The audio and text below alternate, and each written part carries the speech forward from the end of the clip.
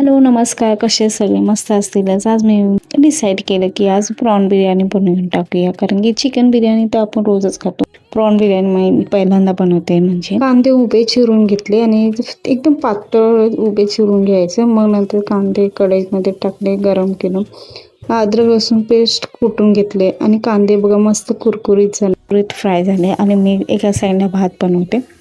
भात तर आपला रेडी होतो लवकर. मग एका साईडला मी कोळंबी मसाला बनवून घेते.